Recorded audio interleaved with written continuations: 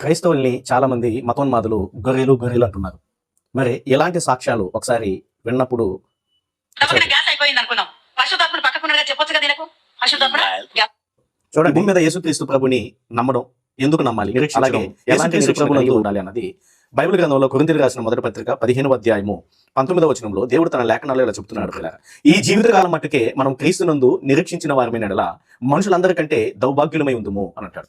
ఎలాంటి చెత్త సాక్ష్యాల వలన, ఎలాంటి ఫేక్ ప్రీచింగ్ వలన, టెస్టిమనీస్ వలన క్రైస్తవ్యం అబాస్పాలైతే ఈ జీవితకాలం మట్టుకే మనం క్రీస్తును నిరీక్షించడం కాదు, ఈ జీవితం తర్వాత కూడా మరో జీవితం ఉంది, అది నిత్య జీవము, పరలోకము. పరలోకానికి వెళ్ళడానికి యేసుక్రీస్తు ప్రభుని నమ్మాలి. పాపక్షమాపణ నిమిత్తము యేసుక్రీస్తు ప్రభుని నమ్మాలి. కానీ గ్యాస్ అయిపోయింది, ఇంటర్నెట్ రీఛార్జ్ అయిపోయింది, దేవుడు ఇచ్చాడు, ఇవన్నీ కూడా ప్రియమైన దేవుని వారలాగా యేసు ప్రభుని అవమానించడమే అవుతుంది. సమాజంలోకి తీసుకొచ్చి యేసుక్రీస్తు ప్రభుని బాహాటకంగా సిలువ వేయడమే జరుగుతుంది. కాబట్టి ఎలాంటి వాళ్ళు ఉండడం వల్ల క్రిస్టియానిటీకి అవమానం వస్తుంది. ప్రియులారా,